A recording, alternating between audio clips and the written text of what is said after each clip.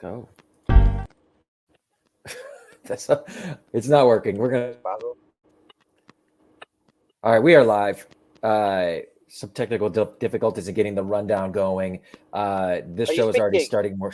This show is already more smooth than the final minutes of that. Basil, we're going. Basil, I just joining in right now. What are you thinking? I'm just gonna sit down. Are we live now? We're live now. Let's do it. Oh right.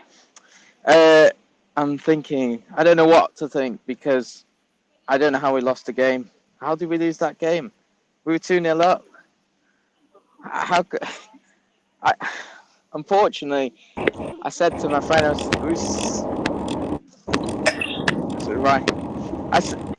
Ryan, there's a lot of noise coming from the car. I'm gonna mute you. Mute it when you're not talking. Yeah. I sat with my friend in a coffee shop. I've just come out because I thought I can't do this reaction in the coffee shop because if I'm going to have to swear and I'm going to get annoyed. So I said to him about 18 minutes and I said, Everton will make this really difficult for the last 10 minutes. They're going to concede a goal and it's going to be really, we're going to have 10 minutes of really difficult moments. And Everton did exactly that, but it was far worse than I could ever have imagined. I thought we'd still scrape it through 2-1, and then 2-0. At 2-0, I'm just thinking we're going to lose the game. The momentum's gone. The heads have gone. What the fuck is going on? Where the hell are the defence? 3 virtually identical moves, 3 goals. They offered nothing Bournemouth for the whole game, and then we're just on a screw. We've lost. I can't believe it. Just what apart. do you think? I'll be honest. I didn't get to see a lot of the match. I saw the end of it. I was watching it on my phone and then my iPad at one of my son's games, but I did see the end and just disgusted. Why was Seamus Coleman still out there? Why was Michael Keane still out there? No. I think that my biggest problem. I've got notes throughout the whole game for the reaction. One of the ones I wrote 80 minutes in was no changes, and I was looking at the Bournemouth team. They'd had 5 changes by that point. They were totally fresh, used all their subs, put all the momentum on them, and we're just sitting there waiting to tire out. You could see Bournemouth start to pick up momentum, and still only Decore came on, but the midfield were getting just spread. They're just going through the midfield like a knife through butter, and the fullbacks, I don't know where they are for the goals. They don't do anything to stop the crosses. Obviously just knackered, but makes no changes. It probably thinks if he puts Ashley Young on, he'll get booed or whatever, but I don't know what he's meant to do, but he's got to freshen up. I think at least put James Garner in that midfield. You've got to make more changes of fresh energy because we just lost it. And why do you take off a player who's our fastest player on the break in Ndai, who had a really good game, a real threat, and it basically just tried to shut up shot. It didn't work. Everton just looked vulnerable as soon as they didn't have any control of the game. Well, let's look at some of the comments. You have every right to be emotional, reactive. We're going to get a lot of now Dyche has to go. Left it too late. Shocking. Ryan, we have you with us now. Looks like we can hear you potentially better. How you doing, mate? I'm absolutely fucking fuming. I am disgusted, ashamed, embarrassed, humiliated by what I've just witnessed. Very worrying. I'm almost lost for words by the sheer levels of incompetence and game management, and just where do you start with that? I mean, I was watching the whole game in the Park End, and I said, our fullbacks can't defend. They don't go out and stop the cross. The wingers don't stop the crosses. And then you've seen what's happened.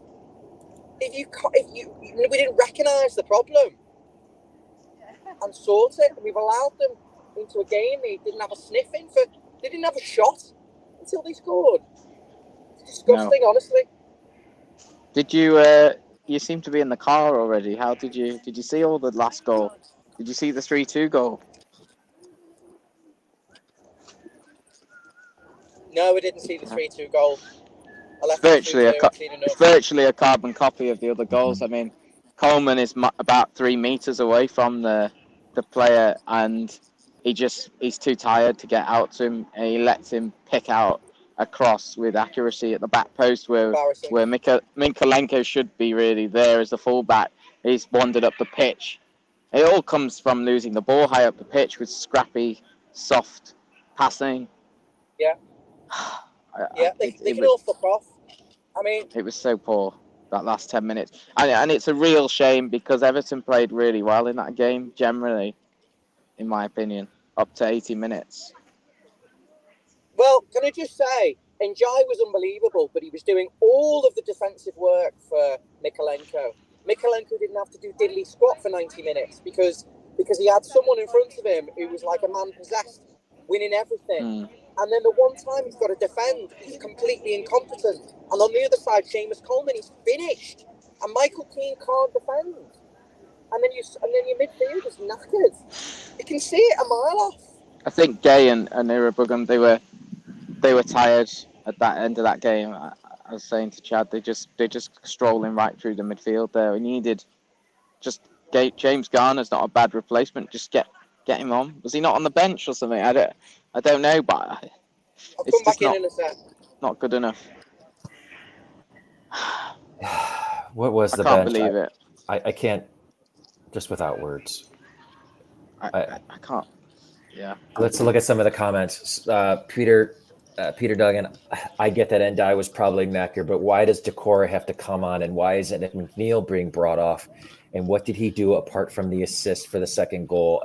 I completely agree with you. I knew that when we scored 3 in the second half against Doncaster and they had McNeil in the 10 and Ndai out left, that Sean Dyche was going to go in this direction. He has such a soft spot for McNeil. I didn't see, from my vantage point, I didn't have a good view of it the whole match. Like I said, I was watching it on my phone, but I didn't see much out of McNeil today. Just incredibly frustrating all the way around. Let's see what some of these other comments are. Yeah, what did you... McNeil did... It looked like McNeil was told to stay closer to Calvert-Lewin, which I think is better. I think he has to be a lot closer to him and pick up the second balls and play little threaded through passes like he did for our second goal, which was a really nice little move. But he wasn't really as prominent as Ndai in that game. And I mean, Ndai just looked really threatening. Like he's a good signing. Ndai, he looks like the player that we've needed for years. He's now. like the Richarlison replacement now. So Jason Drury comes out. He just says it. Dyche has to go. We need rid of him. Where do you stand? Where do we stand on Sean Dyche? Well, can I just say that I feel so numb. I mean, I feel so numb, and that's what that manager has done to us. Made us numb. We were so convincing in that match. It was okay. 20 minutes were very, very good. 25 minutes in the second half, we were not so good. We couldn't maintain that intensity. And the second half, in fact, was a repeat of that. 20 minutes of intensity to try and win the game, and then 25 minutes sitting off and letting them make all the substitution, bring on wingers who can attack. Dyche had to make a substitution. Bring on Roman Dixon at right back. Bring on someone to give with fresh legs in the fullback areas who's going to get out and stop the cross. Yeah. I'm absolutely livid with it, but I don't want to just reactionary say Dyche out. But it's very rare that thing came. I think we can reactionary say Everton should have taken the fullbacks off. The goals came from fullback. I think, though, it was quite clear. I don't know what it was like in the stadium, but certainly watching it, I just felt the momentum switched 75, 80 minutes in. Bournemouth made their 5 changes over the course of the 10, 15 minutes in the second half, and they had all the energy, and Everton needed to make changes across the board. he just doesn't trust the bench and what he has to offer. But when I can't get through games like this, he's so squad threadbare. But the bench wasn't terrible. He should have freshened it. Yeah, I think Sean Dyche got exactly what he deserved here. Johnny says it here. Ghana and Tim were both tired. Needed to freshen the team.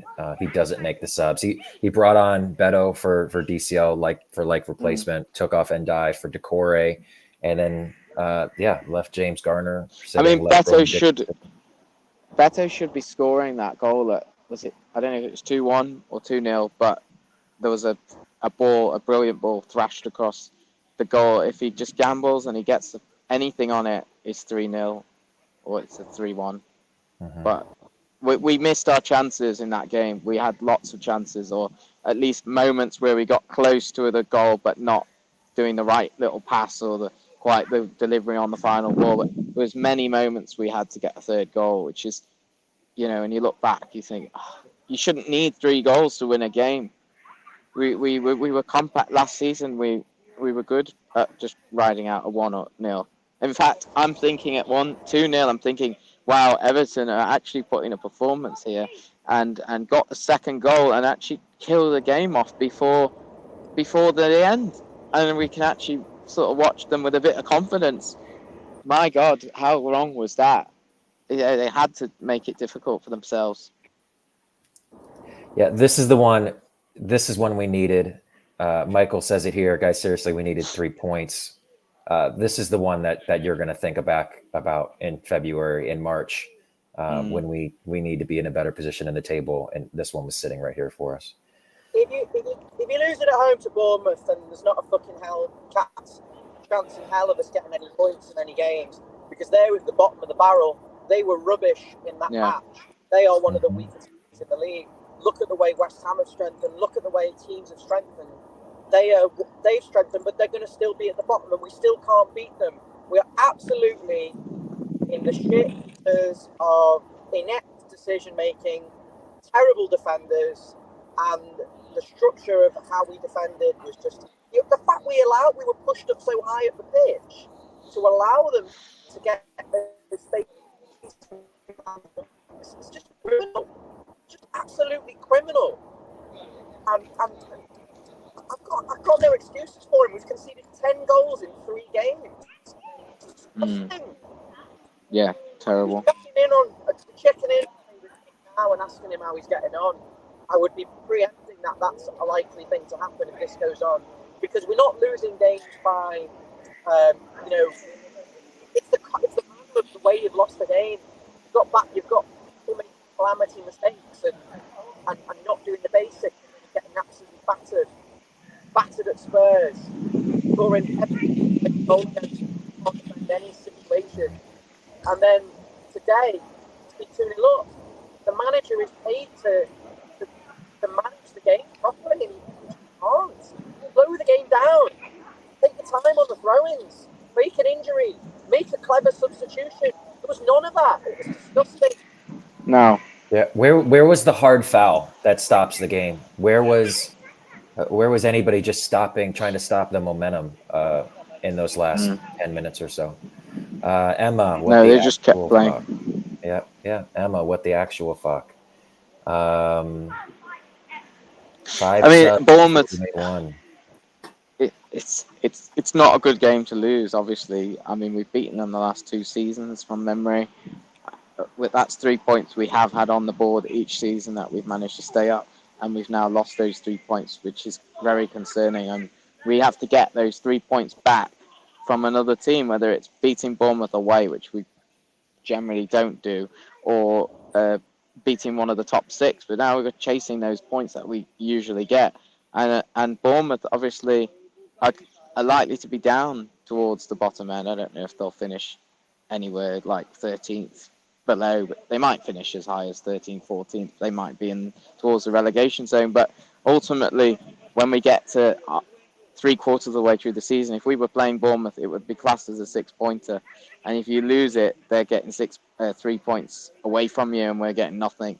And that's the way I'm seeing it, because we're now 3 points away from a relegation rival, which we didn't need to be. Brian here says Irabunam choked in those final few minutes that led to the goals.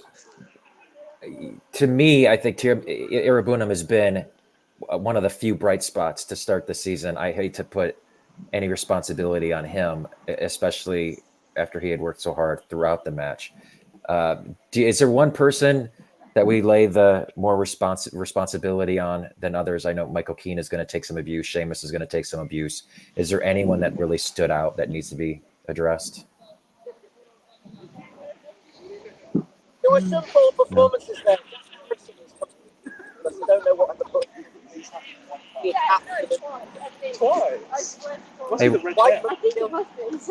Hey Ryan, you're Ryan. We can't make it. I'm gonna take you down for a second. Take you down. Can I do that? He's gonna be so mad at me. It's I think he's getting at the right hand side is very ineffective. You can see that from our play. Everything runs really through McNeil, through the middle, through the left, through Ndiaye when he has his moments. So I think Jack Harrison today, he works hard and he presses and he's got good chemistry with the others, but when he's on the ball, he struggles to deliver anything. You'd see like moments where he'll cut in. I think he went past two men, cut inside, and he hits a shot. This is in the first half. He hit the shot like, I don't know why. He hits it towards the keeper's side and it was tame. And you just think you can do much better than that. And if you can't do much better than that, then we just need an upgrade. But we just don't have an upgrade on that side. It's just the fact of the matter. Now? Yeah, you're loud and clear.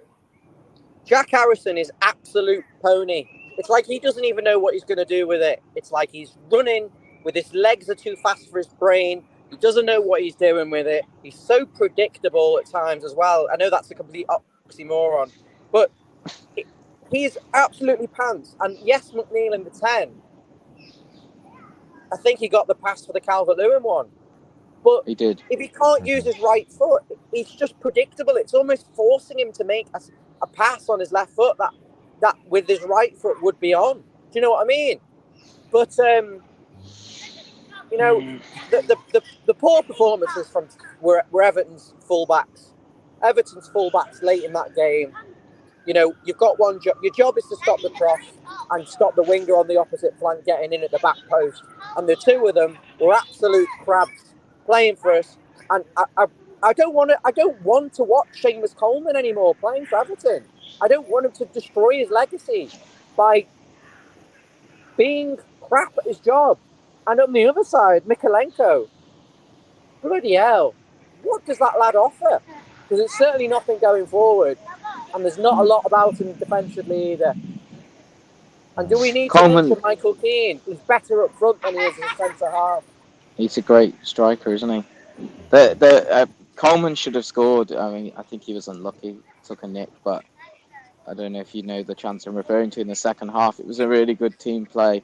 It got cut inside and Coleman was free, and yeah, he did so well to shift it onto his other foot and take out the defender. He should have scored. Going forward, we were very good in this match, and we should have turned Bournemouth over 3-4-0. Your problem is you've got the manager not making any substitutions, not recognising the lack of legs and energy that we had, and making the substitutions to see the game out, and the dark arts, the clever fouls, the taking the yellow for the team, the throw-ins, the delaying the play, the getting it in the corner. It was embarrassing. I think it's worth break. Can you hear me there? Yeah. I think it's worth just for a second pausing and just highlighting that for 75 minutes it was a different game, and you can almost do your own reaction to the last 15-20 minutes as you can to the 75. And in that 75, if I'd come on after 75 and that had been the end of the 90, we'd won 2-0, and I didn't see those last 15, I'd be sat here saying to you, Everton 50-50 possession, but they seemed to control the game. They looked really promising going forward. They were confident. They took the ball forward whenever they could. They dribbled past Bournemouth players. They played 1-2s with each other. They played intelligent passes through the lines. I'd be singing their praises and saying they could have scored more.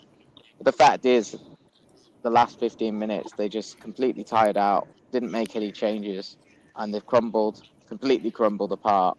Yeah, but It's unacceptable. your defenders, And your defenders are meant to be able to play 90 minutes. You don't really want to be chopping and changing defenders, bringing on new centre halves because they're tired. That doesn't happen. It's the wide players, the strikers, and I feel for someone like Beto coming on, and all his job is like to try and it's just completely inept management today, really. But I know what you're saying, David. It's so difficult to then go dish out and be really critical because for 75 minutes, the stadium was buzzing because the quality of football. And I don't know whether that was just individual brilliance from Iliman and Jai and Calvert-Lewin's movement. it was the team generally. Obviously, it's easier to watch it on the TV really when in terms of seeing an overall performance. But they win the ball high up. They win the ball. They pressurize the ball, force them into mistakes. So you've got Tim and Gay winning the ball, passing it off 1-2s. It wasn't just Undai, but he was really a bright bit of quality because he's got pace and he can go past a man. Unfortunately, his finishing is not quite what we would like, but if he could add that he'd be really difficult to stop. You're right. You're right about the fullbacks. Can I just ask you about the third goal? I mean, I didn't see that sequence, but should we have pretty much just accepted the draw at that point instead of chucking everyone up? Because you're not going to create anything with Harrison, McNeil, Decore, and Beto. It's pointless. But they did, didn't they? There was a little through ball. It went through to Decore, and he snatched at it, and it became a bit of a cross. This was maybe 87 minutes. It became a cross, and that wasn't attacked. And then there was one for Beto, which was a flashed cross from someone down the line. If he got anything on it, it would have been a goal. It's not like they didn't still make chances at the end. The fullbacks question. I think you're right about the fullbacks. I think the issue was, as you said before, we didn't do anything to stop the game. If you don't make substitutions, it's not just making substitutions to fresh legs. It's making substitutions to slow the game down. Take a minute out here, minute out there, fall on the floor, take a yellow card. It's all of that. Let me jump in real quick. So, I want to know, should we have tried to see that game out? Yeah. You're watching Follow Everton. We have over 900 of you on. So thank you for tuning in to that disgusting show that we witnessed, Everton against Bournemouth. Please like, subscribe, follow us. We do this pre-match. We do this post-match. We do reaction shows. Please continue to follow us and we'll keep delivering this content to you. Mikolenko Coleman here. This is from Al. Mikolenko Coleman should have been the subs. I don't understand the thinking of not bringing Roman Dixon in for Seamus Coleman when Seamus Coleman is just now back to full fitness. He wasn't able to play or didn't play the full 90 against Doncaster. And then now we're in a situation where we're going to play him when he looks completely inaccurate at the end of that game and not bring in the 19-year-old who's the fastest, most paciest player on your team and has fresh legs. A giant mismanagement, in my opinion, from Sean Dyche. If he thinks Coleman can do a 90 minutes every week, then he's completely deluded. I mean, I know there's a sentimentality about Everton, but I wouldn't have given him another one-year deal. I wouldn't have given Ashley Young another one-year deal. Coleman couldn't stay fit last season. Ashley Young was the weak link in every match he played. Why do you then go and give them both new contracts? Why are we not prioritising the signing of a half-decent, competent right back with an adequate level of fitness who can go and make something happen at the other end? I'm not trying to be mean. I really like Seamus Coleman. He's a great captain. But, we're expecting so much of these players. And, there's 942 of you watching on this stream. These are probably record numbers for Follow Everton, and I imagine a lot of you aren't actually Everton fans. You've come to laugh at us.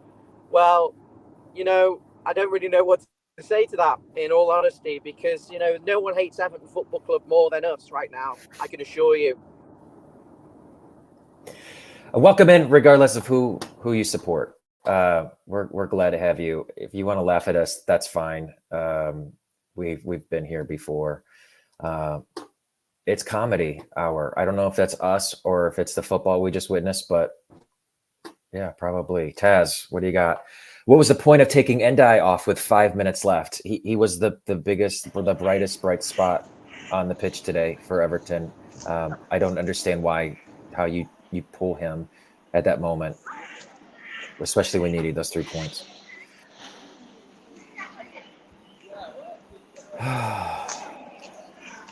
Let's see.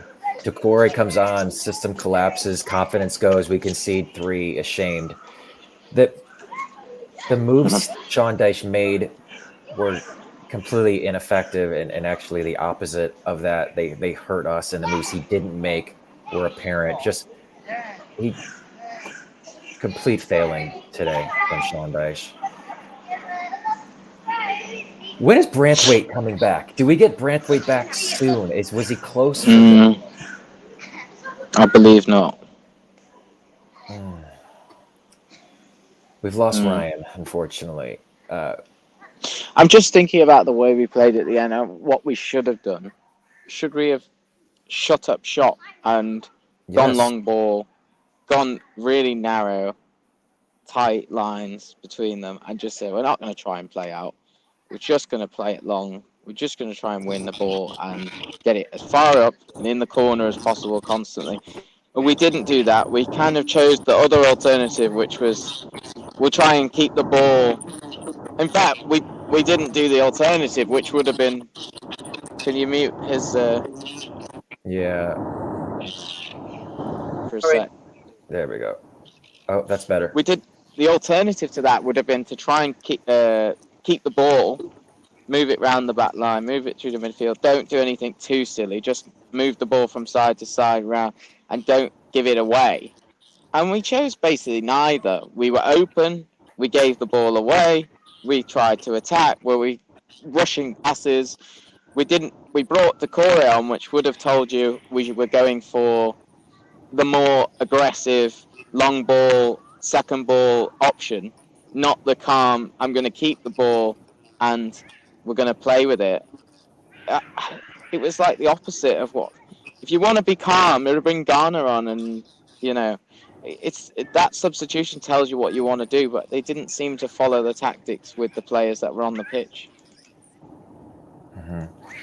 Well, let's look at the setup today.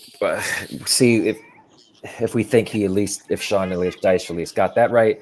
Seamus Coleman started in net. Or I'm sorry, Jordan Pickett started in net. Then we had Seamus Coleman, Tarkowski, Keane, Mikalenko along the back. I think we all anticipated that back four. Gane Irabunam in the middle. Harrison, McNeil, and Dye, and Calvert-Lewin up top. Hey, kids. What? It's a park. Do we like how they started? Any changes that you would have made going into this? They did look bright in the first half, and then did go up 2-0, as we know. So, did you like how they? Coleman. I don't know why we need to persist with players who are past it, who finished, and instead of embedding the future, we saw Roman Dixon away at Spurs. He didn't put foot wrong in the back line, and then you go and drop him out for someone who's washed up. I'm going to get hammered for that because of the sentimentality of it. But I'm just on earth, and I expect more. I just want to very quick. I'm just going to drop out of this stream and let you two do it. But I just want to say thank you, Chad and Basil, for doing this with nearly 1,000 people watching. And I know a lot of you are watching on X. If you are watching on X, give us a follow. And if you are on X, then we'd be very grateful if you came over to YouTube and visited our YouTube channel. The link is on our Twitter page, and subscribe to us. Everyone else who's watching, there's over 300, I think, watching on YouTube. If you haven't already subscribed or you're watching back, give us a subscribe. Click the subscribe button now, because we're putting this content out for you. It's absolutely free. We're fuming. And just show us a bit of support. But I'll let Chad and David continue with that. So they were talking about would you do anything differently with that lineup, and were you happy how it started? But I'm going to drop out. I'm absolutely effing fuming. You disgusting shitbag twat of a team. Now fuck off, Everton.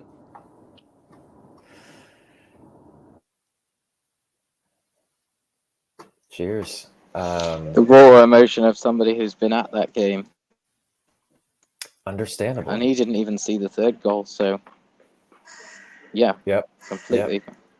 Yeah, well, I can carry on for a bit, but I'm in a park, and since I've been on this stream, my battery has dropped from near 100 to 35%. So I'll give a nod when I'm getting down to nothing. Yeah, appreciate it. And then that's when I'll have to drop. But it should be 5 or 10 minutes more on the battery. The lineup, it's no, I can't really argue too much with it. I mean, let us know in the comments whether you would have changed anything. It's easy to say in hindsight, but at the time, I don't think I had any sort of anger about it. It's obviously getting to see Undai from the start. Kind of knew he would play on the left based on Dyche's comments about playing on the left and out wide. And yeah, the full-back positions, yeah, you want to see Dixon, but really, it's Coleman and he's the experienced one. It's just recognising during the game when it needs to be changed. The starting 11 was fine. And that was proved by the fact that we had 70 decent minutes. Yes, there was moments, 20 minutes here and there, where we didn't quite have as much joy. But and there was a few times I did write down in the first half, there was moments where I was concerned that Bournemouth, the momentum would switch for 10 minutes. They'd come at us and we looked like we were a little bit sloppy and dodgy at the back, which kind of was what happened at the end. But as soon as they put a tiny bit more pressure on, and we crumble, and that's not good enough. So I think there's nothing wrong with the team as it was. Yeah. Well, let's give them scores before your battery runs completely down here. This is tough because the score that you would have given a lot of these players is vastly different from about the 80-minute mark till after. Let's start with Jordan Pickford. Where did Jordan Pickford fall to you tonight?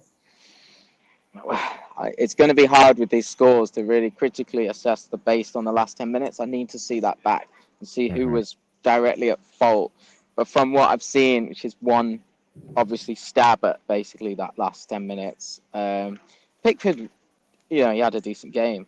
I don't know if he could have done anything for the 3 goals. It seemed to be that we just didn't have a man in the right place to block across, or some of them were almost point blank range, the headers. Whether that means he should have been closer to. I didn't feel like Pickford could have done a great deal with the 3 goals. I'd probably give him a 7. Yeah. To give up 3 in the matter of 15 minutes, yeah, it's tough to give anyone a 7, but or 6. He just had absolutely no support there. I don't think he had any chance with that. I'm judging it based on what I saw of the overall game. Yeah.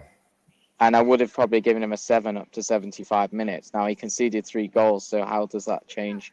Maybe I've got to dock him because it's also his duty to slow the game down with goal kicks and, just generally he can orchestrate that. And he's one of the leaders who should be saying to the back line, kick it out, get tighter, stop them, waste time. That's his role as well. So maybe he shouldn't be getting a high rating. Maybe he should get a 5 or a 6. Vitaly Mikalenko, again, fails to offer much offensively. Looks like a completely different player when not next to Jared Branthwaite. How we went through the transfer window and not brought in another fullback is beyond me. Where do you have Vitaly Mikalenko here? Yeah, it's just one of those problems with the squad that we couldn't address with all the other problems in the squad. Today, I don't know. I think I want to say a 5. I don't think he did an awful lot during the general game. I thought he was okay in the general bit of the game. The end, he disappeared. Especially that 3rd goal. I can't remember the other 2 goals as well as the 3rd goal, but they're back post headers, and that's his job at the back post. Where was he? He wasn't there. He'd gone off. So I can't give him more than a 5. Can't. That might even be generous. That might be too much. Seamus Coleman on the other side. nearly had a goal, Worse. nearly had our second goal. A bit unlucky there. It seem like he was handling. I mean, Bournemouth didn't really offer much for most of that game. Didn't seem like he was out of place, but really lost his way at the end. Where do you have Seamus going? Yeah, she said they didn't offer much, and that's the concerning thing. Once they did turn the screw and actually try, they seemed to cut through us, and that's really concerning. The Coleman, disappointingly, it didn't stop the crosses, and I think 2 or 3 of them came from that side on the 3 goals. So that's a real struggle. He did play quite well. He did link up well with Harrison and the midfielders, and little through balls and overlaps. And there was one he nearly scored off. And if he'd scored that, we'd be giving him a different rating, and we probably would have won the game because Bournemouth would have been 3-0 down.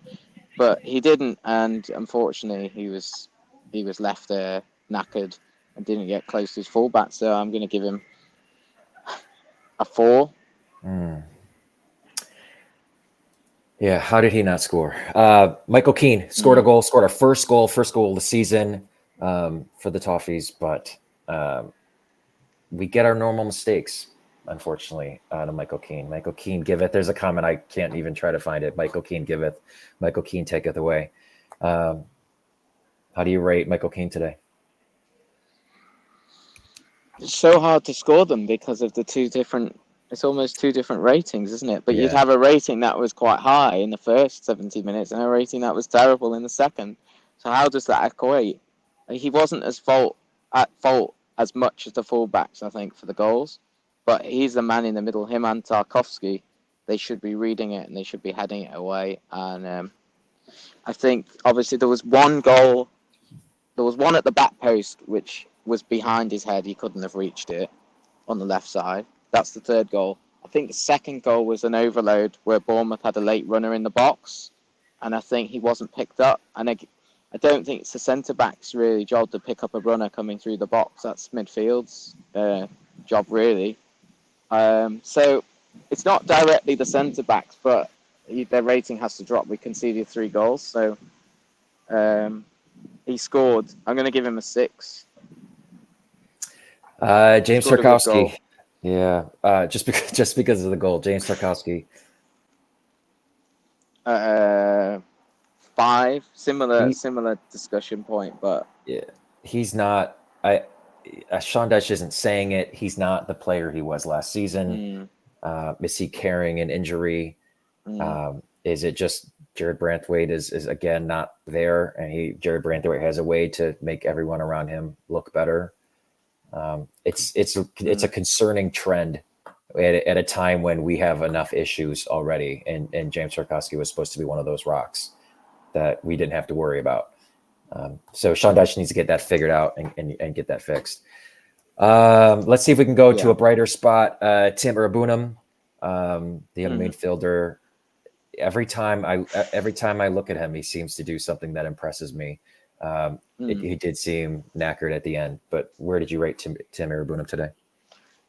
Yeah, again, these 2 midfielders is going to be really tricky because they tired out so much, and then ultimately that means they were at fault for us conceding the goals because they didn't have the energy to stop Bournemouth getting through us, to block things, to track their runners. And I think you can't blame them directly for it, can you? Because they should have been taken off. Generally, though, his performance was really good, I thought. I think he plays a few bad passes here and there, but that's no more than any other Everton player does. And I think generally he's really combative in that midfield. He wins the ball, he wins it high up, he intercepts, he's a real presence, and he dribbles. He dribbled through a few times, he's direct, he wants to play forward. Even when he gets the ball and he kind of attempts a dribble, but it doesn't quite go through, he just wins the ball back like 3 seconds later, or he'll play a pass through and it bounces off, but he'll still win the ball back and then recycle it. So he doesn't always do the right thing, but he works so damn hard. He is a real bright spot, as you said before. So how do you score that ultimately? Don't know. I'd say a 7, but then Yeah. if you factor in that he was so knackered at the end, do you dock him? Do you dock him because he wasn't taken off?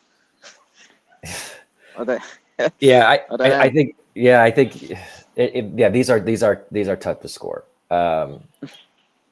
I think It's more of a 7 general is. comment on their performance rather than the I scores know. less Yeah. important. But Does it scream to you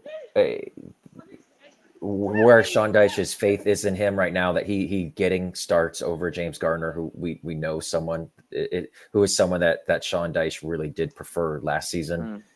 Um, it certainly looks like he's maybe the first on the team sheet for Sean Dyche right now. it does seem that way, but he is obviously quite match fit, and Garner's missed quite a few minutes in pre-season, and we know Dyche likes to pick his sides based on fitness more than anything. So I think that really does play into it. And he said himself, Timur Rabugam, that he did a lot of work to be this fit when he came into pre-season, and cut his holiday short and things. So yeah, I think he is one of the first names on the team sheet, as you say. Idrissa Gana Gueye, you could probably mirror a lot of the things that we've said about other players with him. Now he is the person that could be in a position to be losing his spot to Aurel Mangala, just signed from Lyon. So what did you think of Idrissa today? And do you see that being a potential swap next week when Oral's in the lineup? I don't know that much about Magala. I know he's Nottingham Forest and moved out, but the fact he didn't make it at Nottingham Forest permanently is slightly worrying, and I do think he's sort of a signing to thicken up the squad, and I wouldn't think that he's going to be a starter, but I'd like to be surprised. I think Idrissa, with his experience, I think he had a good game generally up to the point where he does visually, you can see he gets knackered. I mean, he is now getting on a bit. I think he's the one I would have been like, oh, come on, bring James Garner on now, because he just can't keep doing it. But for 60, 70 minutes, he was a good part of the machine, the team performance that was very good, winning the balls, playing forward when they can. Yeah. So yeah, I'll give him a 6. Yeah. Let's move to the forward lineup. We'll start in the middle. Dwight McNeil. We did discuss Dwight McNeil a little bit. Move over from the left, playing that second striker role behind Dominic Calvert-Lewin. He is incredibly left dominant, almost afraid to do anything with his right foot. It makes him incredibly limited, especially in attack, when he's not able to even move the ball off of his left foot to create opportunities elsewhere on the pitch. But, they scored 3 against Doncaster with him in the middle. They put 2 on today against Bournemouth. Not that he was necessarily directly involved. I believe he assisted Dominic Calvert-Lewin. Hockey assist from Ilman Ndiaye. Where did you see Dwight McNeil today? Thought he was better in that role today. He's obviously played there a couple of times. Especially last week, he did look like he was not playing that role too effectively, kind of going missing, dropping too deep. Thought he was better today. He stayed higher up the pitch, and he got into little pockets. Bournemouth players didn't get always close enough to him, and he got these little half spaces to turn and keep the ball moving. I think it's quite effective as a unit today, everything moving forward. So, and he was part of that, but he didn't get the ball. He didn't do as much as he didn't seem quite as involved as Ndiaye or even Harrison, really. But that's probably what comes with being isolated a bit more in the middle. I thought he was decent. He had played the through ball this year, which is an excellent weighted through ball. So I'd just give him probably a 6. Yeah. What's funny to me is how completely differently I feel Everton play with him. When he's out wide, you can see he's almost always just looking to get to that left foot cross, like every time the ball is played into him. and with Elamandai outflanked left now, he's looking to invert. He's looking to be more creative. Do you like the options that McNeil offers, crossing, getting balls into the box, or do you like the more creative pieces of Elamandai out there? I think we have to use the balance of it in the right situation. And if you see it's not really working, you can put him out on the left. I do worry that you miss his crossing, but then how many goals have we scored off a cross from the left-hand side this season? Last season, probably not that many. You think when McNeil came in 2 seasons ago that he was going to put crosses on Calvert-Lewin's head and he was going to bury them. Barely seen any of that. So maybe it's not that effective, and he can do something in the middle. He can definitely do something in the middle. I don't feel like it can be effective every game. He's the one who's got the shot on him. Like, he's got the most clinical finish, a great left foot for hitting from distance and stuff. So it makes sense that he's closer to goal and more central, and it opens the pitch up for him. And he's got the intelligence to play more of these little through balls. So I don't mind seeing him in there a bit, but I wouldn't want it to be a situation where he gets played there and he stays there regardless. Mm-hmm. Let's move on to Jack Harrison. I would call Jack Harrison polarizing, but that would imply that some people actually like Jack Harrison. Judging by the comments, it doesn't seem like he is anyone's favorite player. Jack Harrison works really hard. Jack Harrison just doesn't seem to offer as much as we hope, especially on the right side. How'd you see Jack today? Yeah, certainly don't dislike Jack Harrison. I just would like more from him. And when you compare him to like Undai on the other side, it's like certainly not going to get you as excited. But he can go past the man. He then flatters to deceive. He'll play a bad cross. He'll have a shot that goes wild, and you're thinking, I've seen you score like worldy long shots, and it's like, why are you so inconsistent? And it's frustrating. The Everton fans, but he works really hard. He wasn't that effective today. He did put the cross in, I believe, for the first goal that led to the knockdown, which Mike Keane scored off. So a slight bit of credit there, but generally he just worked harder. So I can't say much more than that. He was part of the team performance. He worked hard, but he didn't stand out in any way, and he could have done better in moments. So like a 5.5. Yeah, that seems like what we get from Jack. He's the most consistent player probably in the entire squad. It feels like that's what we get for him nearly every time out. I think let's do Dominic Calvert-Lewin next. Fairly good game for DCL. Seemed very active. Got a goal. And he was off before the trouble started. So where do you see? Maybe this is one of the easier scores to give. Yeah, I thought he had a good game. Obviously, he scored, didn't he? Good finish. He wasn't quite as offside as he always is every 5 minutes. He battled hard and he won. I don't know the stats, but it felt like he won a lot of duels. And he would take the ball down and retain it and pass it off and keep things moving. And obviously was part of that team for 70 minutes who did fairly well. So, yeah, I would give him a solid 7. Jazz, thank you for the reminder. Don't forget to like and subscribe. This is Follow Everton. We still have nearly 900 of you watching, so thank you so much. We appreciate your time as we react to Everton's 3-2 loss to Bournemouth. Here with Basil, talking it up. We're giving scores right now, but yeah, please follow, like, subscribe. We appreciate the eyeballs today. So lastly, Iliman Ndiaye looks probably our best player today on the day. Just exciting what he could potentially offer this team going forward this year in a squad struggling for goals, in a squad struggling for creativity. He does seem to offer that. So where did you see Iliman Ndiaye today?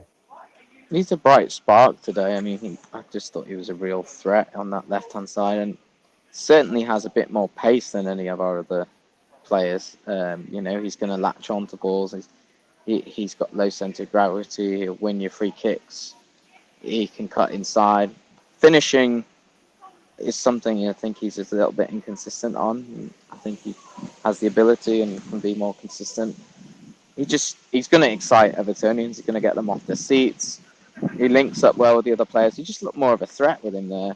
And even on the left side, which is not really his preferred side, to my understanding, he likes to play that number 10 role. And I think in the cup on Tuesday, he was best actually when he drifted out to the right. But I thought he was really good on the left today. So I'd probably give him. Can I give him more than? Well, I suppose he went off before all the trouble started as well. Mm-hmm. But he didn't score, so yeah, that's a hard rating. Probably like 7.5. Yeah. 8. Yeah. I think that's probably where he would settle in at. Well, Basil, before we get to final thoughts, because I want to make sure I can let you go before your battery completely runs down on your phone. 10%. Yeah. All right. Well, we'll get you out on this. What are your predictions moving forward? Do we see anything happen with Sean Dyche? Or I can't imagine a move just yet this early into the season. What do you think the next couple of days looks like for Everton? Yeah, if Everton had got through that game, half-time, decent effort, but wondering whether we should have taken our chances and didn't, and then lost the game with a 1-0 or something like we did a lot at the start of last season, you'd add it to the category of the last 2 games in the Premier League. They didn't. They had a good performance, and I think that will redeem something for him, and he'll certainly cling on to that in a match reaction and stuff. But I don't see any movement. I don't think we can afford to pay him off. But I think the crucial fourth game before the international break will be interesting. If we lose again by 3 or more goals, that's going to be the real question. At that point, I think the fans will be screaming for him to go, and yeah, we'll just have to see if that happens. But yeah, it's a tricky one. I just don't see him. I think he'll stay, and I think he'll get more time, at least to the next international window. He's just signed all these players in that he's asked for or that he's agreed on, and then to leave straight away would be slightly odd. We need Jared Branthwaite back.